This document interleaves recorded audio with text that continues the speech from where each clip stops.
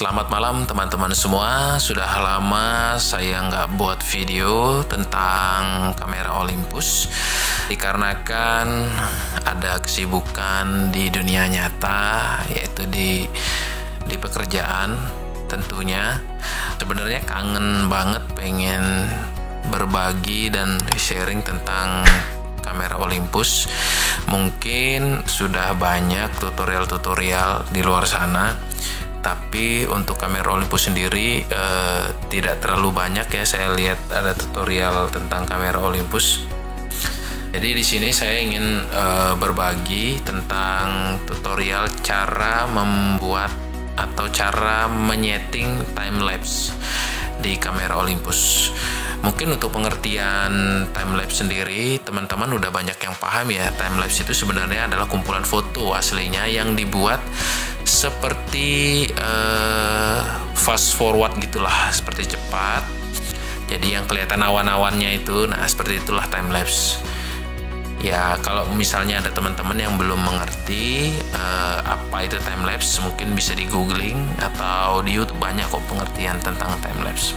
Di sini yang saya gunakan yaitu Olympus OMD EM5 Mark II yang sudah ada built-in timelapse-nya. Jadi hal pertama sebenarnya yang harus teman-teman pahami adalah ketika memiliki kamera, yaitu dapat memaksimalkan fungsi-fungsi yang ada di dalamnya. Nah, salah satu keunggulan kamera Olympus ini, dari beberapa kamera Olympus itu beberapa ada yang memiliki fitur timelapse, salah satunya itu OMD EM5 Mark II. Jadi sebelum teman-teman membuat timelapse, posisikan dulu kamera teman-teman pada spot yang teman-teman inginkan. Dan untuk itu saya rasa teman-teman sudah lebih paham angle-angle-nya seperti apa. Di sini saya hanya akan sedikit memberikan tips tentang settingannya aja ya. Oke. Pertama di sini sebelum saya masuk ke setting, saya akan mengatur settingan di dialnya dulu. Jadi di kamera Olympus ini kalau teman-teman perhatikan, di sini ada banyak tombol dan dial-dialnya. Nah, untuk membuat timelapse yang baik, saya sangat merekomendasikan teman-teman untuk mengatur knobnya ini ada di mode manual. Nah ya ini manual. Nah, di mode manual. Nah, pertanyaannya kenapa harus mode manual? Mode manual adalah semua pengaturan baik exposure, aperture, baik titik fokus, baik focal length, itu semua kita atur di sini. ISO semua kita atur di mode manual. Jadi ketika timelapse itu, terkadang pada saat timelapse banyak hal-hal yang tidak terduga. Misalkan cuaca tiba-tiba mendung, atau tiba-tiba ada daun bergerak sehingga fokusnya berubah. Ketika mendung tiba-tiba exposure-nya mengkompensasi sendiri. Nah, jadi hasil dari timelapse kita itu tidak akan natural. Jadi kamera itu dia akan mengkompensasi sendiri dia. Seperti itu. Itulah tujuannya manual. Seperti di video ini, setelah saya setting manual, ternyata di layarnya exposure-nya berlebih. Nah, shutter speed-nya juga itu kan otomatis dia mengkompensasi karena ini settingan awalnya tadi auto. Nah, jadi saya akan mengurangi atau menyesuaikan dengan apa yang saya inginkan. Nah, jadi saya mulai melakukan perubahan di tombol ini. Ini ada tombol default-nya. Jadi mungkin di kamera Olympus teman-teman yang dengan seri lain mungkin akan sedikit berbeda, tapi tinggal disesuaikan aja. Jadi ini akan saya sesuaikan exposure-nya. Saya di sini kepenginnya adalah 0. Jadi dengan pengaturan manual seperti ini, kompensasi baik itu cahaya, gelap terang, itu tidak akan terpengaruh, jadi dia akan natural, jadi kamera tidak akan mengkompensasi. Nah, selanjutnya yaitu pengaturan. Kita ke pengaturan. Nah, pengaturannya di sini adalah kita cari pengaturan autofocus. Kenapa pengaturan autofocus? Nah, tujuannya adalah agar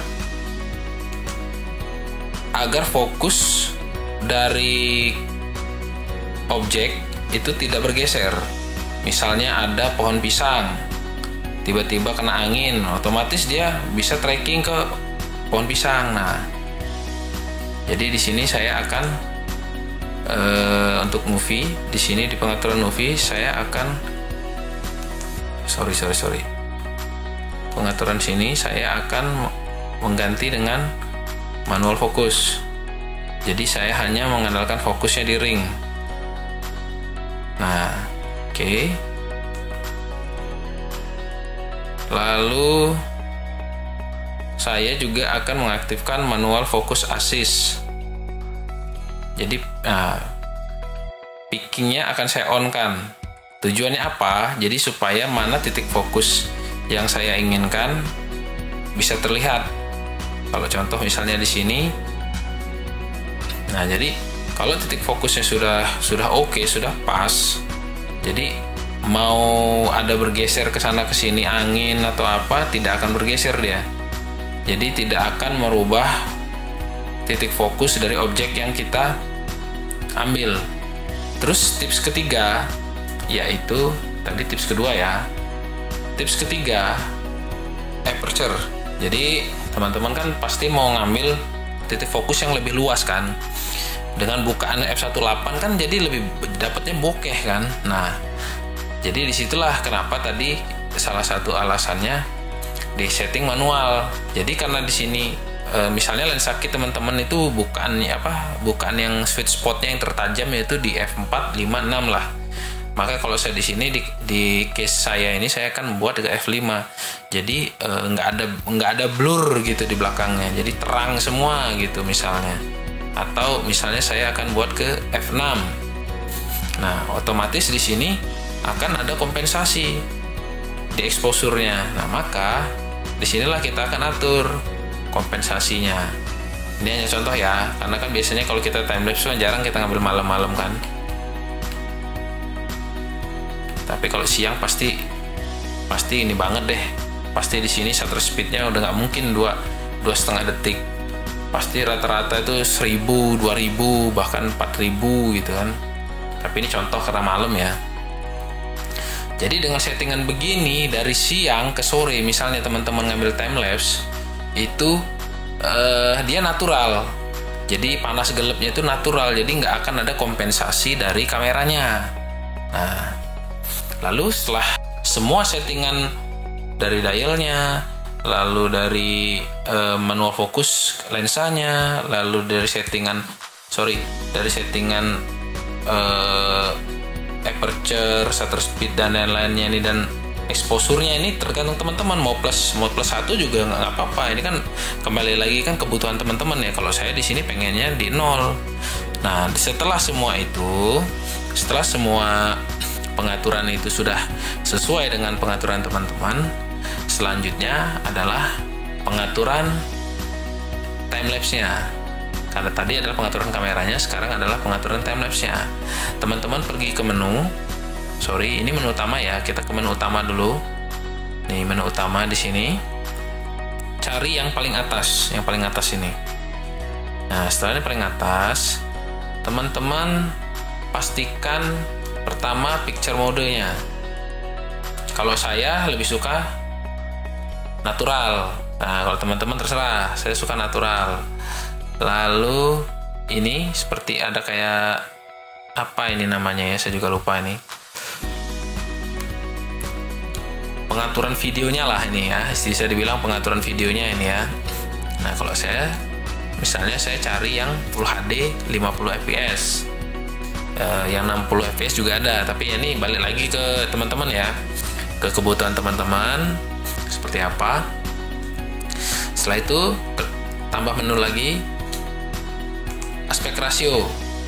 Nah, Umumnya kan rasionya 16:9. Nah, tapi saya kan nggak tahu teman-teman ini maunya seperti apa. Nah, ada di sini ada 3:2, ada 1:1, ada 3:4. Nah, tapi kalau paruan saya adalah 16:9, maka saya klik OK. Nah, setelah dari image aspect, saya akan ke paling bawah yang ada tanda seperti jamnya atau apa ini ya namanya, saya nggak tahu, lupa namanya. Saya klik. Nah, di situ ada menu yang atas dan yang bawah. Nah, teman-teman pilih yang bawah, time lapse setting. Defaultnya adalah off. Lalu scrollnya tombol ini dikekananin, jadi ada pilihan nanti on dan off. Saya pilih on. Nah, nanti ada pilihan ke kanan lagi, saya ke kananin lagi. Nah, ini adalah settingan timelapse-nya. Nah, kalau saya biasanya settingan saya seperti ini. Jadi frame ini adalah jepretan. Tuh. Jadi saya mau ngambil jepretan sebanyak 299 kali. Nah, di bawah itu ada 002. 002 ini adalah waktu tunggu ya. Waktu tunggu pas di awal ya. Jadi sebelum kita jepret, waktu tunggunya itu berapa? 2 detik ya. Nah, terus interval time. Ini ada interval time itu, jadi misalnya dari jepretan pertama ke jepretan kedua itu intervalnya berapa? Gitu.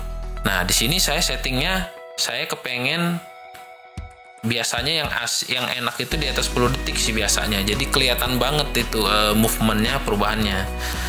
Karena saya nggak mau lama ya, saya pilih 10 detik. Cuman kalau mau yang lebih bagus hasilnya bisa sih 20 detik juga oke. Jadi kelihatan banget tuh motionnya. Cuman ya kompensasinya waktunya bakal lebih lama lagi. Cuman saya akan pilih 10 detik. Lalu di bawah ini adalah time-lapse movie. Nah, apa itu time-lapse movie? Time-lapse movie di-on-kan, artinya setelah selesai teman-teman melakukan time-lapse, maka secara otomatis kamera akan membuatkan seperti video. Nah, jadi kamera akan otomatis membuat seperti video. Jadi selain file-file foto yang dijepret secara timelapse itu, nanti akan ada outputnya berupa video. Nah, settingannya apa? Adalah ini nih settingannya. Jadi videonya nanti akan beresolusi Full HD. Nah, dan ini adalah framenya. Nah, kalau timelapse itu nggak jauh-jauh sih, dari 5, 10, 15 gitu. Tapi kalau saya sih lebih suka ke 10 fps lah. Sorry, pencet. Saya lebih suka di 10 fps, kadang-kadang 5 fps. Ya itu standar lah, kalau timelapse itu nggak bakal lebih dari di sini lah. Kalau lebih dari ini ya itu udah bukan timelapse lagi namanya, berarti slow motion dong. Oke. Saya pilih ini. Oke, nah setelah timelapse ini on, langkah selanjutnya apa? Langkah selanjutnya adalah teman-teman pencet tombol shutter. Nah, sekarang sebelumnya mohon maaf ini karena saya nggak di luar ya, saya cuma ngasih tahu teknisnya aja ya. Mungkin kalau nanti saya ada waktu saya bisa praktekkan di luar rumah, tapi mungkin nanti akan saya kasih sedikit hasil dari timelapse saya dengan menggunakan kamera ini. Jadi setelah settingan tadi sudah selesai, teman-teman pencet shutter, tahan setengah dan dijepret. Dan dia nanti jepret pertama kali. Nah, jadi nanti setiap 10 detik apa 20 detik tergantung teman-teman tadi nyetingnya, dia akan melakukan jepretan. Nah, dan sisa jepretannya pun akan ada di layar di sini. Nah, ini layar ini. Nah, ini sisa jepretan yang belum diambil. Nah, jadi ya kalau dengan asumsi hampir 299 ya cukup lama. Cukup lama, mungkin bisa 1 jaman ya estimasi waktunya. Jadi ya kembali lagi ke teman-teman, mau settingan yang terenaknya gimana bisa dicoba-coba di rumah. Oh ya, ada satu lagi sebenarnya, hyperlapse. Jadi hyperlapse nanti saya coba tampilkan videonya seperti apa. Kalau timelapse kan jadi hyperlapse itu sebenarnya pada dasarnya adalah timelapse juga. tapi memang agak sedikit berbeda. Hyperlapse itu adalah time lapse yang bergerak. Nah, mungkin kalau saya ada waktu, saya bisa bikinin tutorial untuk hyperlapse-nya. Cuman sih basicnya kurang lebih dari settingan ini ya. Cuman mungkin ada sedikit-sedikit pengembangan lah, untuk di lapangannya mungkin agak sedikit-sedikit berbeda. Jadi mungkin segitu dulu tips dari saya mengenai cara menyeting kamera untuk membuat timelapse di kamera Olympus. Jika ada pertanyaan, boleh tulis di kolom komentar. Jika mungkin ada masukan dan lain-lain, boleh juga tulis di kolom komentar. Jangan lupa like, share, dan subscribe channel saya untuk membantu perkembangan saya dan membuat saya semakin semangat untuk membuat video-video selanjutnya. Oke, semoga kita semua sehat selalu. Sampai jumpa di video-video saya selanjutnya. Bye-bye.